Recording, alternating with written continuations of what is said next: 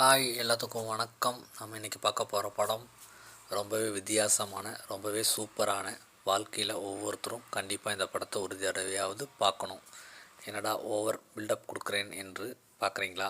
படத்தோட கதையை கேட்டு நீங்களே சொல்லுங்கள். நம்ம ஹீரோ ஒரு ஏழ்மையான குடும்பத்தை சேர்ந்தவர். வாழ்க்கையில் கடின முயற்சிக்கு அப்புறம் தான் வெற்றி அடைகிறாரு.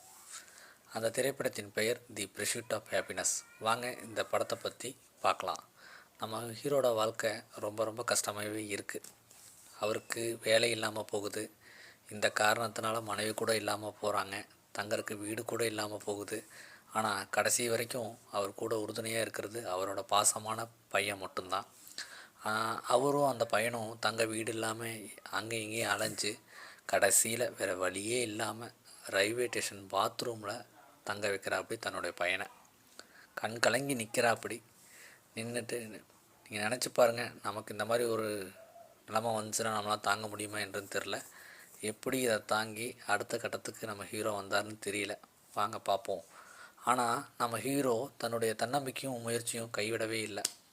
நம்ம அழுதா பையனும் சேர்ந்து கலங்கிடுவான்னு அழுகையை நிப்பாட்டிட்டு வாழ்க்கையில் அடுத்து என்ன பண்ணலாம் அப்படின்னு யோசிக்கிறாரு. அப்படி யோசிச்சுட்டு இருக்கிறாரு. நாட்கள் போகுது. ஒரு மிகப்பெரிய கம்பெனியில் ஒரு இன்டர்வியூக்கு அவருக்கு ஒரு வாய்ப்பு கிடைக்கிது. அவரோட தன்னோட விடாமுயற்சினால் அந்த வேலைக்கு செலக்ட் ஆகிட்டார்.